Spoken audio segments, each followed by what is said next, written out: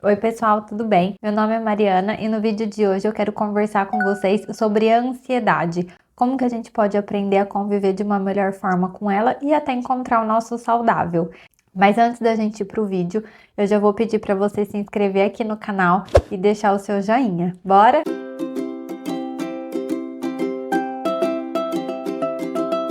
Como eu sempre falo nos meus vídeos, a gente vive num mundo muito caótico, muito imediatista, com várias informações a todo momento. A gente é sempre bombardeado de informação, de imagem, de vídeo, de coisas acontecendo, essa coisa frenética de que uma coisa acontece agora, daqui 2 minutos já não é mais isso e é outra coisa, muita informação. A gente fica naquele movimento de tentar acompanhar tudo, de que às vezes não acompanha, fica por fora. E isso vai gerando muita ansiedade mesmo sem a gente perceber. O mundo em que a gente vive hoje, a forma como é regido hoje, nos leva a ter ansiedade, a conviver com a ansiedade. E que, por um lado, a ansiedade não é de todo mal, porque ela também nos motiva, ela também nos incentiva. Pode ser aquela ansiedade boa, então, eu tenho uma entrevista de trabalho, ou eu tenho uma palestra para dar, ou até para mim, para eu sentar aqui e gravar vídeo para vocês, gera uma certa ansiedade, um friozinho na barriga, mas são coisas boas que vêm. Então, a gente precisa entender que a ansiedade faz parte da nossa vida, é um sentimento. Vamos sentir ansiedade, seja hoje, seja amanhã, em algum momento da nossa vida a gente vai sentir ansiedade, faz parte, é normal, é natural. Então, acho que também acolher essa coisa da ansiedade, porque senão a gente coloca sempre que aí não pode sentir ansiedade, não pode sentir isso, não pode sentir aquilo. Enquanto que não, a ansiedade vem.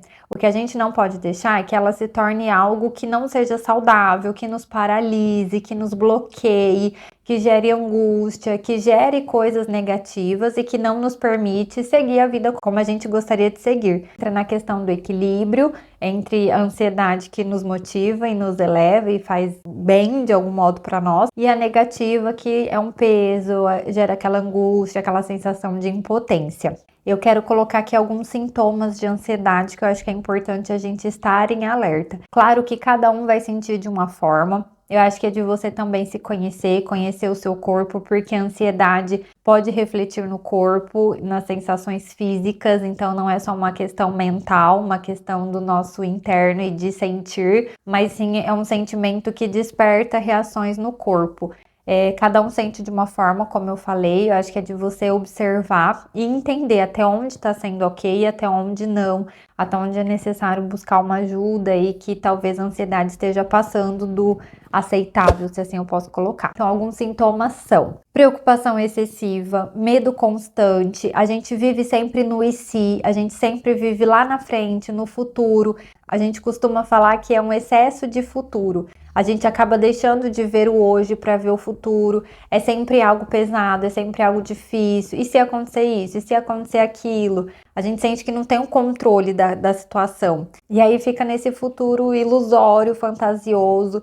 Então, esse medo constante de que alguma coisa ruim vai acontecer, essa preocupação excessiva com o dia de amanhã, gera também insegurança. Na questão física, suor excessivo, pode ter algum desarranjo intestinal, ou prender ou soltar, pode ter taquicardia, tontura, vertigem. Pode gerar uma questão de perfeccionismo, porque aí pra gente burlar e tentar sentir que tem esse controle, a gente quer tudo perfeito, tudo certinho e organizado. Respiração irregular, falta de ar, formigamentos, sensação de que a gente não tá conseguindo respirar, tremor, calafrio, tensão muscular, dor no peito, náusea, cansaço, dificuldade para dormir. São exemplos de alguns sintomas de que a ansiedade talvez esteja ali em alta e que a gente precisa parar para olhar e cuidar dela. Diante desses sintomas, acho que de você ir observando aí,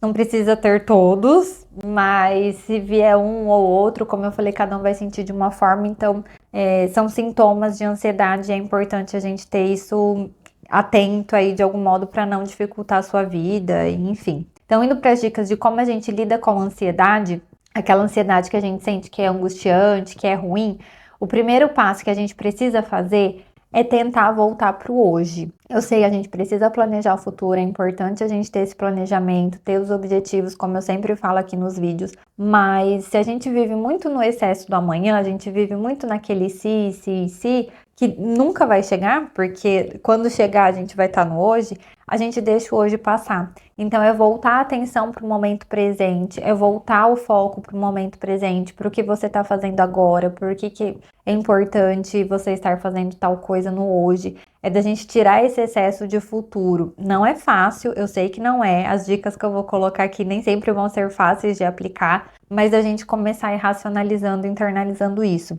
Outra coisa que é importante também é depois, porque no momento da crise ou no momento ali que a gente está sentindo tudo, fica muito difícil a gente racionalizar. Mas da gente depois entender o que me gerou essa ansiedade, o que desencadeou, qual foi o gatilho. E muitas vezes é o poder que a gente dá às outras coisas, sejam outras pessoas ou sejam as situações. Então, da gente também resgatar esse poder pra gente, porque as coisas, as situações e as pessoas não podem ter esse poder dentro da gente de te tirar, de nos tirar a paz, de nos tirar o nosso eixo. Pensando de uma forma geral, também, como eu falei na questão do controle, da gente aceitar que em alguns momentos a gente não vai ter controle das coisas, das situações e que faz parte da vida. Na verdade, a gente praticamente não tem controle de nada. Então, acolher também essa impotência nossa enquanto ser humano. E indo para a parte prática, o que funciona? E assim, a primeira coisa que eu sempre aconselho para os meus pacientes é a questão da respiração. Pode parecer clichê, mas a respiração muda tudo, muda muita coisa. Naquele momento em que a crise está pegando, em que a ansiedade está ali, foca na respiração. Puxa o ar pelo nariz, solta o ar pela boca. Tenta fazer a respiração diafragmática. O que é a respiração diafragmática? Não sei se vocês já tiveram oportunidade de observar bebês. Os bebês, quando eles respiram, eles enchem a barriga. A barriguinha deles que sobe e desce na respiração. Conforme a gente vai crescendo, se você observar a sua respiração, o que enche é o peito. Respira, enche o peito. Esvazia o peito. Então é tentar. Pensa que a sua barriga é um balão. Quando me ensinaram essa respiração, foi bem assim. Foi até uma professora da faculdade. Então, quando você respirar, inspira pelo nariz e tente encher o balão, encher a barriga. Quando você expira, você esvazia o balão, esvazia a barriga. Então, tenta sempre, respira pelo nariz e solta devagar pela boca. A expiração vai te ajudar muito mais na ansiedade nesses casos. Então, foca muito na exalação, solta devagar, foca no ar entrando e saindo, dos seus pulmões se enchendo, esvaziando. A respiração ajuda muito, muito, muito, muito. Quando estiver muito ansioso ou numa situação que está te gerando essa ansiedade, se retira. Se for possível, se retira da situação, faz uma pausa, foca na respiração, como eu falei. Quando a gente se retira daquele ambiente que está nos gerando ansiedade, nem que seja por um tempo, a tendência é que o nosso corpo volte ao equilíbrio de algum modo. Então, tenta se retirar, fazer essa pausa, foca no hoje, foca ali no presente, como eu falei já antes, e entende que vai passar. É só uma sensação que você está tendo no momento. Eu sei que na hora parece que nunca mais vai passar, mas passa. Então, centra e foca que vai passar. Coisas que no dia a dia nos ajudam também, que a gente pode acrescentar na nossa rotina, caso seja possível. A gente sabe que com a rotina louca nem sempre é possível, mas coisas que podem ajudar. Tentar diminuir o estresse, tentar ter uma alimentação mais saudável, focar em exercício. O exercício físico ajuda muito, porque a gente descarrega essa energia no corpo. Exercício ao ar livre, em contato com a natureza, em contato com o verde. Tem estudos que mostram que contato com a natureza ajuda muito também no nosso equilíbrio, até o hormonal. Eu indico muito para os meus pacientes também a questão de fazer yoga. Por quê? O yoga é uma concentração. Então, você faz um exercício, é como se fosse uma meditação em movimento, porque você precisa se concentrar no exercício, no movimento, é um momento seu com você. Então, o yoga também te ajuda nesse processo. Meditação não é todo mundo que se adapta e que flui, mas é uma alternativa também. Ter um tempo para você, ter uma higiene do sono e uma qualidade desse sono. Então, um tempo antes, desliga a tela, vai acalmando a casa. A gente ouve muito de rotina da noite para o bebê, né? Para ele se adaptar à rotina noturna, entender o que é dia, o que é noite. mas pra gente, enquanto adulto, também é importante. Diminuir tela, diminuir som, diminuir as luzes, né? De jantar, não jantar aquele monte de comida logo antes de deitar, porque o corpo vai demandar energia para fazer a digestão e aí não vai dormir direito. Então, fazer essa higiene do sono um tempo antes ali para você conseguir realmente desligar e descansar na noite para ter uma boa noite de sono. Ter um tempo para você, de ter esse momento, nem que seja 5 minutos, você com você, de ter um hobby, fazer algo que você goste, algo que te faça se desligar da vida, se desligar dos problemas, de ter esse momentinho ali para você, de focar em você. Se possível, racionalizar os pensamentos negativos. É o que eu sempre falo. A gente dá muito poder às questões negativas, ao negativo da vida, ao negativo dos pensamentos, ao negativo das situações. E a gente sempre toma como verdade, é igual uma crítica. A gente sempre pega aquela crítica como verdade absoluta. A gente não racionaliza a crítica. Mas um elogio é muito difícil da gente se apropriar. Então, da gente também fazer esse processo inverso. Veio o pensamento ruim, veio o pensamento negativo, peraí. O que tá me levando a pensar isso? O que me faz acreditar que isso vai acontecer? Não, isso daqui não tem indício nenhum, não tem lógica, não tem porquê da gente brigar com esse pensamento, não deixar com que ele tome conta da gente e se torne uma verdade. Não é fácil, é difícil esse movimento, mas é uma dica também para você ir tentando aí conforme o pensamento ruim venha. Mudar a perspectiva também é muito importante, porque senão a gente também foca sempre no negativo, a gente sempre foca no pesado, a gente sempre foca no difícil. Aquela questão do copo meio cheio ou copo meio vazio. A gente tentar inverter, de ver esse copo meio cheio e de pensar também. A gente sempre, como eu falei, foca no negativo. Então, eu não dou conta, eu não sou capaz, eu não sou boa. Mas olha quanta coisa que talvez você já não conquistou, que passou despercebido. Algo que nem passou e você nem percebeu, você nem deu valor. Então também da gente reverter isso. Olha quanta conquista, olha onde você chegou, você tá até aqui, vivo, viva. Então isso já é motivo de comemorar, isso já é uma conquista. Então acho que também da gente inverter esse olhar, da gente não olhar só o copo meio vazio, mas da gente fazer esse esforço de olhar o copo meio cheio. Outra coisa também, respeitar os seus limites. Às vezes a gente se exige demais, a gente coloca muitas obrigações, muitas regras pra gente, muitas cobranças, autocobranças, e isso é muito pesado. Então, respeitar os seus limites, entender até onde você consegue ir, até onde não, o que dá para delegar, delegar, de se acalmar e se acolher e que tá tudo bem ser quem é, como é, de respeitar mesmo os seus limites internos, porque senão fica muito pesado também, e aí essas coisas negativas acabam que tomam conta. Outra coisa também, acreditar em você. A gente desacredita muito na gente. É muito mais fácil a gente se desacreditar do que a gente ter o movimento ao contrário de acreditar na gente mesmo. A gente não é o alecrim dourado, porque às vezes a gente fica, por que comigo? Por que comigo? Por que comigo? As coisas vão acontecer. O que a gente precisa entender é que o nosso movimento perante essas coisas é que deve mudar. Porque se a gente sempre está responsabilizando o outro, a gente sempre está culpando o outro. Eu não fiz isso porque você não fez isso. Eu não aconteceu isso, você me cobrou disso, mas na verdade foi porque você fez isso. Não, a responsabilidade é sua. Eu sei que pode doer, mas a responsabilidade é sua. Então você precisa arcar com isso. Como eu falei, você não é o alecrim dourado, eu não sou o alecrim dourado, de que não vai acontecer nada com a gente. O que a gente precisa mudar é como a gente vai lidar com isso e como a gente vai resolver. Até quando eu sofri o meu aborto, eu fiquei às vezes me perguntando, por que comigo? Por que aconteceu comigo? E aí minha mãe, eu perdi um irmão mais velho, ele teve câncer e faleceu, já tem uns bons anos. Mas eu lembro que minha mãe também mudou o discurso, porque ela falava, por que comigo? Por que eu tive que perder meu filho? E aí depois ela começou a pensar, por que não comigo? Olha quantas mães perdem os filhos, e por que não comigo?